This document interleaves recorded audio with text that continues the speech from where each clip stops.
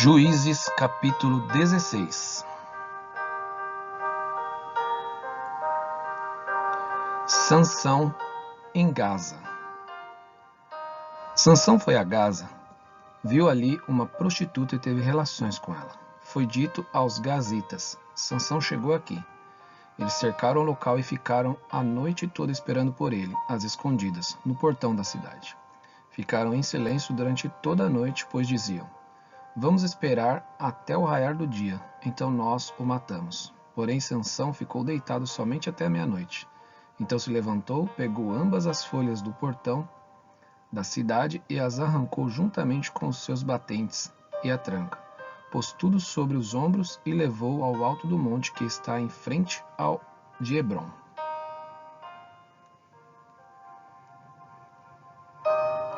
Sansão e Dalila. Depois disso, Sansão se apaixonou por uma mulher do vale de Soreque, a qual se chamava Dalila.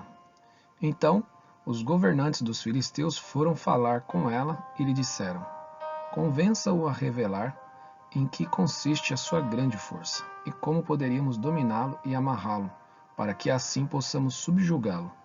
Cada um de nós dará a você 1.100 moedas de prata. Então Dalila disse a Sansão: Peço que você me conte em que consiste a sua grande força e com que você poderia ser amarrado e subjugado. Sansão respondeu: Se me amarrarem com 7 cordas de arco ainda úmidas, ficarei fraco e serei como qualquer outro homem.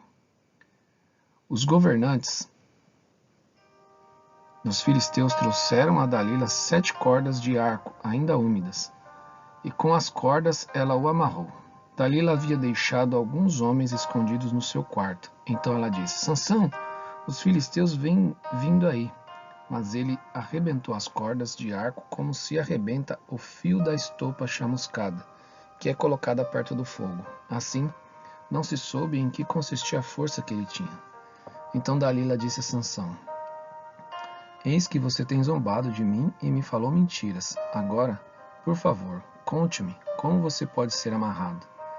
Ele lhe disse: Se me amarrarem bem com as cordas novas, que nunca foram usadas, ficarei fraco e serei como qualquer outro homem.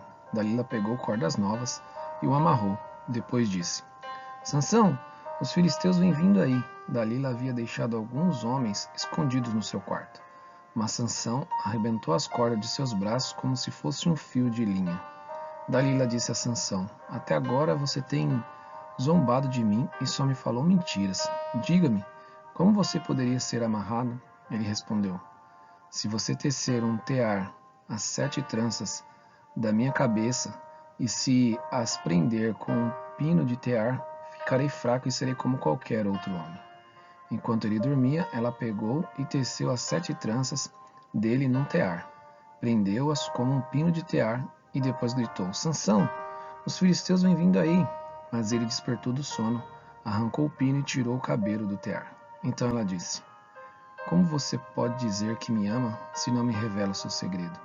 Por 3 vezes você zombou de mim e ainda não me contou em que consiste a sua grande força. Ela o importunava e pressionava todos os dias com a mesma pergunta, de modo que a alma dele se angustiou até a morte.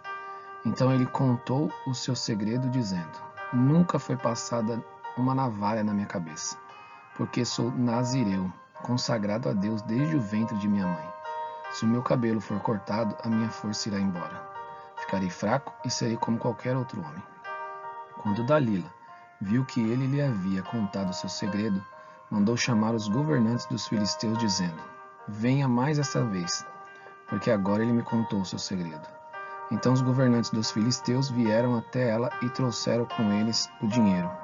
Dalila fez com que Sansão dormisse no colo dela, e tendo chamado um homem, mandou rapar-lhe as 7 tranças da cabeça, e assim começou a subjugá-lo. Sansão havia perdido a sua força. Então ela gritou: Sansão, os filisteus vêm vindo aí. Ele despertou do sono e disse consigo mesmo: Vou sair como nas outras vezes e me livrarei. Mas ele não sabia ainda que o Senhor já se havia retirado dele. Então os filisteus o agarraram, furaram os olhos dele e o levaram para Gaza. Amarraram-no com correntes de bronze e o puseram a virar um moinho na prisão. mas o cabelo da sua cabeça, logo após ser rapado, começou a crescer de novo.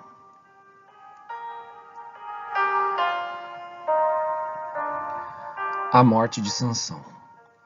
Os governantes dos filisteus se reuniram para oferecer um grande sacrifício ao seu deus Dagom, e para se alegrar diziam: O nosso Deus entregou o nosso inimigo Sansão nas nossas mãos.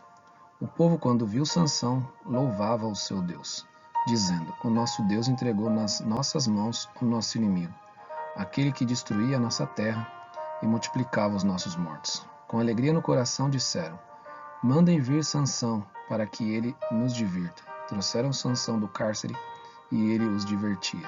Quando fizeram ficar em pé entre as colunas, Sansão disse ao moço que o guiava pela mão: Deixe-me apalpar as colunas que sustentam o templo, para que eu possa me encostar nelas.